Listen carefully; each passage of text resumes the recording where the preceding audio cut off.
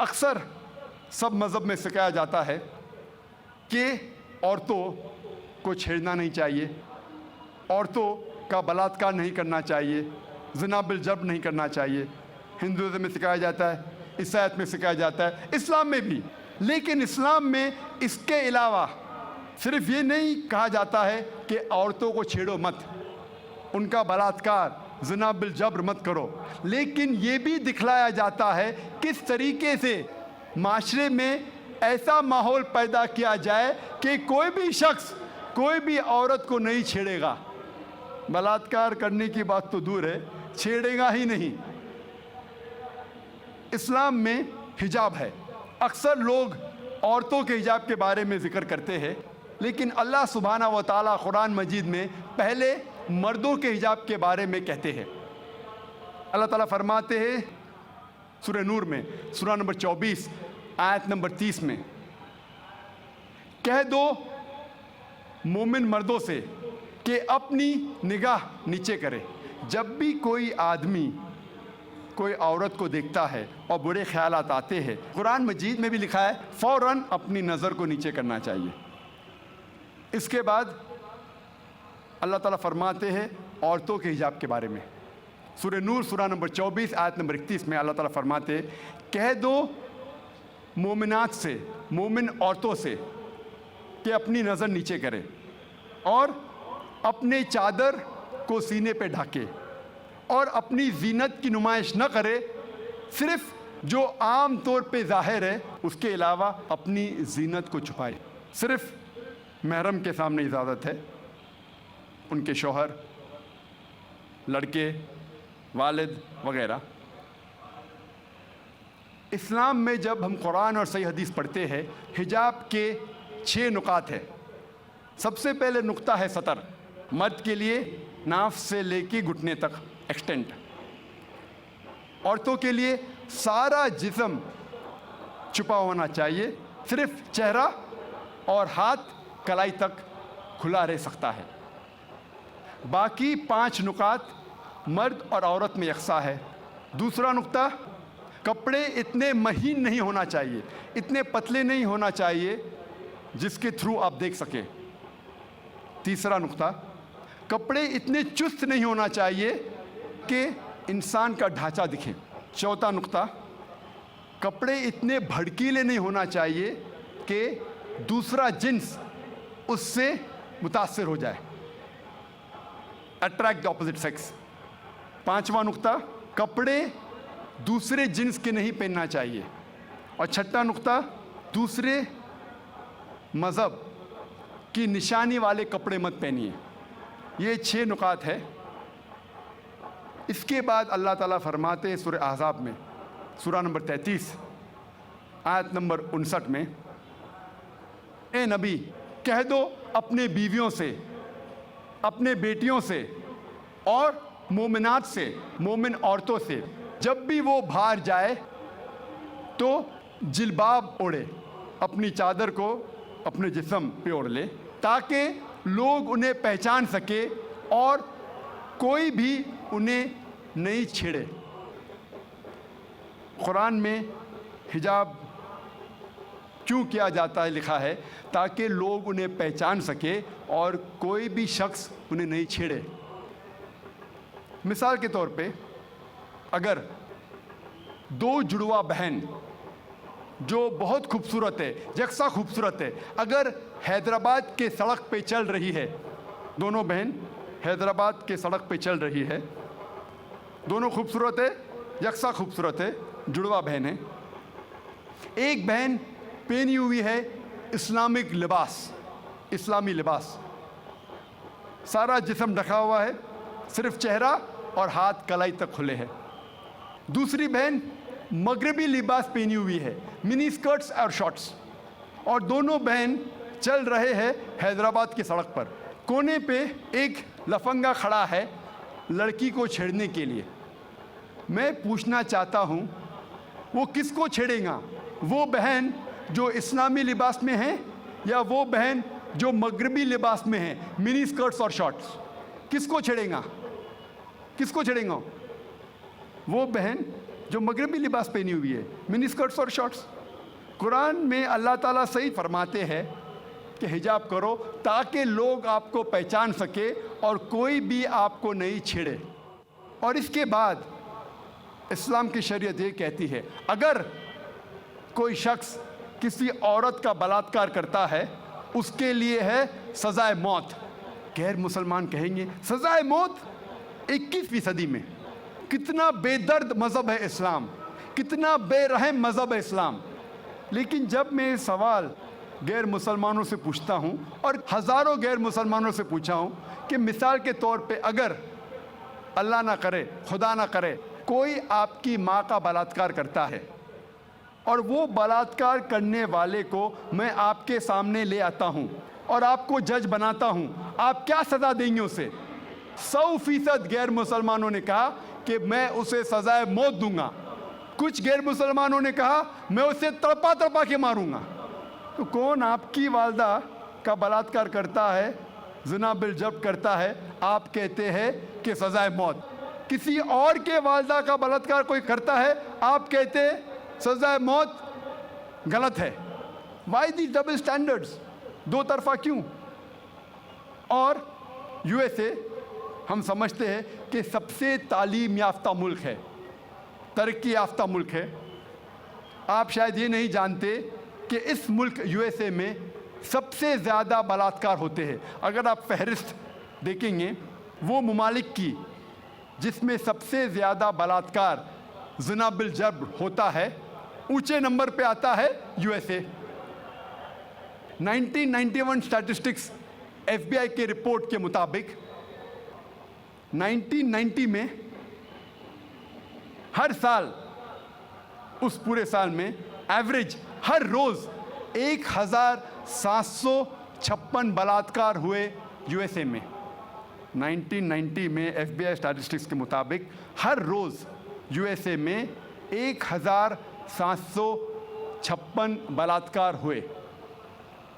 1996 statistics के मुताबिक, US department of justice के मुताबिक, हर रोज़ 1996 में 2713 बलात्कार हुए, ज़िना बिल जब्र हुए।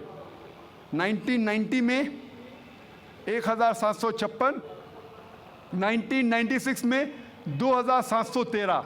हो सकता है 6 साल में अमेरिकन और निडर हो गए, इसलिए तादाद बढ़ गई। 1996 स्टैटिस्टिक्स के मुताबिक हर 32 सेकंड में एक बलात्कार हुआ यूएसए में, हर 32 सेकंड्स। हम यहाँ तकरीबन 2 से 3 घंटे है इधर। इस 2 घंटे में 200 से ज़्यादा बलात्कार यूएसए में हो चुके होंगे। जब से हम यहाँ हैं, जमा हुए हैं 2 घंटे से, 200 से ज़्यादा बलात्कार यूएसए में हो चुके होंगे। मैं आपसे पूछना चाहता हूँ, अगर हम इस्लामिक शरीयत, इस्लामिक कानून यूएसए में लागू करते हैं, कोई भी आदमी कोई औरत को देखता है और गलत ख्यालात आते हैं, उसे नज़र नीचे करनी चाहिए। उसके बाद औरतें इस्लामिक लिबास पहने, सारा बदन ढका हुआ होना चाहिए, सिर्फ चेहरा और हाथ कलाई तक दिख सकता है। इसके बाद अगर कोई आदमी औरत का बलात्कार करता है, ज़िना बिल जब्र करता है, उसके लिए सज़ाए मौत। मैं ये पूछना चाहता हूँ कि बलात्कार की तादाद यूएसए में बढ़ेंगी, वहीं के वही रहेंगी या घटेंगी? घटेंगी। It's a practical law. आप जहाँ भी इस्लामी कानून लागू करेंगे, इस्लामिक शरीयत लागू करेंगे, चाहे वो यूएसए में हो, कनाडा में हो, यूके में हो, हिंदुस्तान में हो, सऊदी अरेबिया में हो, सिंगापुर में हो, जहाँ भी आप लागू करेंगे, फ़ौरन आपको रिजल्ट्स मिलेगा, फ़ौरन उस देश में रहमत हो जाएगी। और चंद साल पहले जब एल.के. अडवाणी इस मुल्क के होम मिनिस्टर थे, उन्होंने कहा था कि बलात्कार करने वालों को इस देश में सजाए मौत होना चाहिए। उन्होंने कहा था, और मैं इसके लिए उनको मुबारकबाद देता हूं। बाकी बातें एल.के. अडवाणी की मैं नहीं मानूं, लेकिन ये बात को ज़रूर मानता हूं कि उस टाइम जब वो होम मिनिस्टर थे, उन्होंने कहा था कि हिंदुस्तान में भी जो भी इंसान, जो भी शख्स कोई औरत का बलात्कार करता है उसको मिलना चाहिए सजाए मौत। हो सकता है कि अगले होम मिनिस्टर ये कहेगा कि औरतें इस्लामिक लिबास में होना चाहिए, इंशाअल्लाह हो सकता है। जो सही है हमें उसे मानना चाहिए।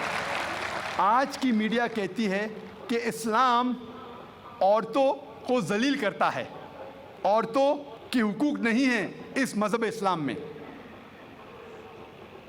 जब हम वेस्टर्न मीडिया देखते हैं हमें पता लगता है the western talk of women's liberalization, the western talk of women's liberalization is nothing but a disguised form of exploitation of a body, deprivation of honor and degradation of a soul।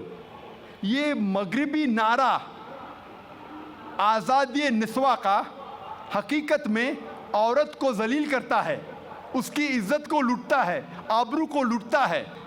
The Western society claiming to uplift the woman has actually degraded her to a status of concubines, mistresses and society butterflies which are hidden behind the colorful screen of art and culture।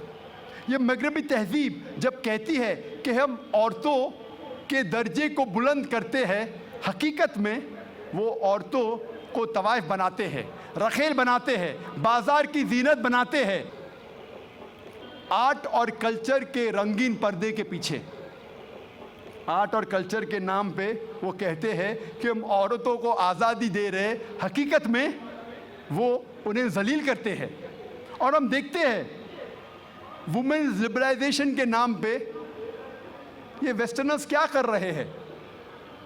आप देखेंगे अक्सर advertisement में आपको औरतें मिलेंगी। जो चीज़ औरतें इस्तेमाल नहीं करती उसमें भी औरतें मौजूद है। मिसाल के तौर पे आप अगर मोटरसाइकिल की ऐड देखेंगे, कितने खवातीन, कितने औरतें दुनिया में मोटरसाइकिल चलाती है, कितने, फिर भी मोटरसाइकिल की ऐड में आप औरतों को देखेंगे। एक बहुत फेमस ऐड थी, मुझे किसने कहा था, BMW मोटर गाड़ी की। ये गाड़ी है BMW, जो नौजवानों में बहुत फेमस है, बहुत मशहूर है। आमतौर पे मर्सिडीज को माना जाता है बहुत अच्छी गाड़ी, लेकिन नौजवानों में BMW, वो और तेज़ है, उसका पिकअप अच्छा है, तो नौजवान पसंद करते हैं BMW गाड़ी, और तेज़ और पिकअप, वेरी फास्ट कार। तो मुझे किसने कहा था, एक मशहूर एडवर्टीजमेंट थी BMW की। उस BMW के आगे उस एडवर्टीजमेंट में एक औरत है बिकिनी में, उसके बदन पे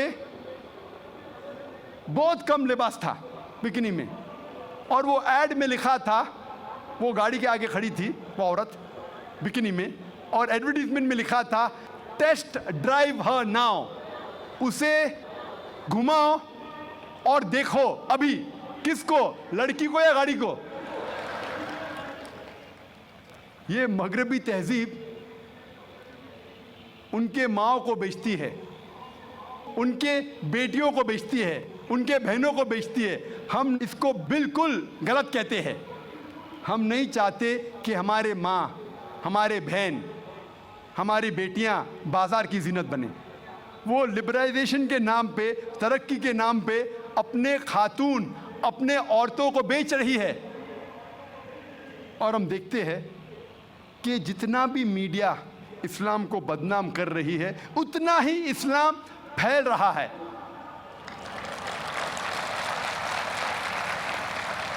आज सबसे ज़्यादा फैलने वाला मज़हब सारी दुनिया में नंबर 1 इस्लाम। USA में सबसे ज़्यादा फैलने वाला मज़हब इस्लाम, यूरोप में सबसे ज़्यादा फैलने वाला मज़हब इस्लाम।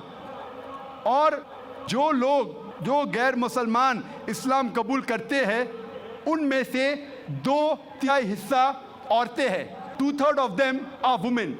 अगर इस्लाम औरतों को जलील करता है तो औरतें इस्लाम कबूल क्यों करते? ये अमेरिकन औरतें इस्लाम को क्यों कबूल कर रही है?